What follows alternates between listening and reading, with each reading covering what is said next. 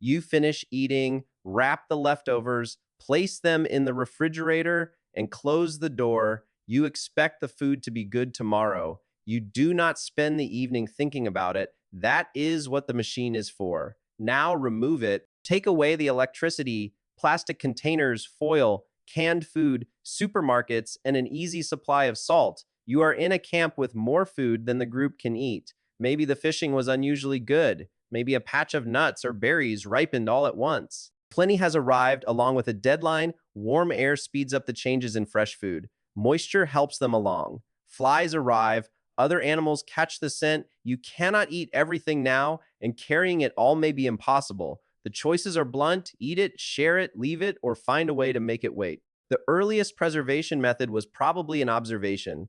Thin pieces left in dry air behave differently from thick, wet ones. Berries shrivel. Nuts remain usable after soft fruit has collapsed.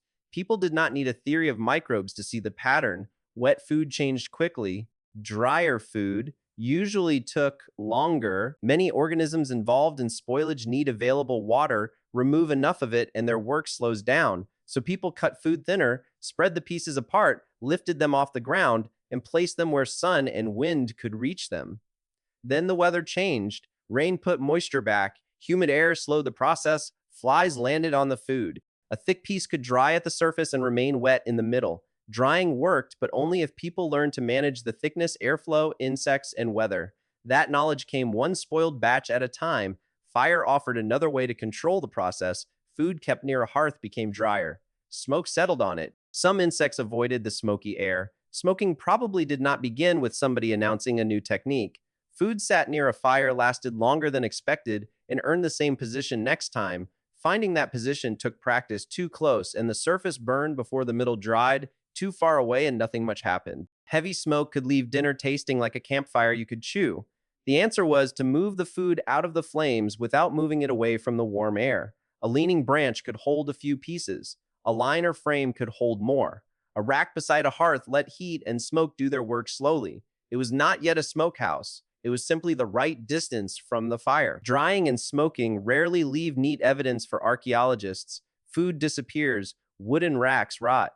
What remains is indirect, marks left by cutting meat into suitable pieces, bones with patterns linked to processing, hearths, and post holes that once held something above the ground. At Kharaneh IV in Jordan, researchers studied animal remains in a group of post holes beside hearths. They proposed that a small temporary structure may have served as a meat drying rack. It is a plausible reading, not a photograph of the past. The method itself may be far older than the traces that survived. Fire and sunshine were not the only tools. In colder regions, frozen ground, snow, and cold air slowed the same changes that warmth accelerated. A shaded cave could stay cooler than an exposed camp. Cold water could help for a while. In a dry climate, the air might remove moisture with very little help. Then there were storage pits. Soil below the surface often stays cooler and more stable than the air above it. A pit can block direct sunlight and make stored food harder for animals to reach. From a distance, that sounds like a refrigerator. It is still a hole in the ground. Water can collect inside. Insects and rodents can get in. A deep pit may stay damp. A shallow one may not stay cool. People lined storage spaces with whatever worked locally. Grass, bark, stones, mats, baskets, sometimes ash. The lining kept food away from wet soil and made the space easier to clean or rebuild. Again, the useful technique was not the first idea. It was the adjustments that followed. Salt changed the possibilities, but access came first. Salt draws moisture from food and creates harsh conditions for many spoilage organisms. Some communities could collect it near coasts or salt springs. Others had to travel or trade. At Poiana Slatinei-Lunca, in what is now Romania, evidence of salt production reaches back to the early Neolithic, around 6000 BCE. People were processing mineral-rich spring water long before salt came in cheap paper boxes. Salt could preserve food, but obtaining enough of it was already a technology. Fermentation worked differently. Instead of trying to stop all change, people learned to favor one kind of change over another. Microorganisms can turn sugars into acids or alcohol. Those products create conditions in which many unwanted organisms struggle. The result is not the original food. Milk can become something sour and longer lasting.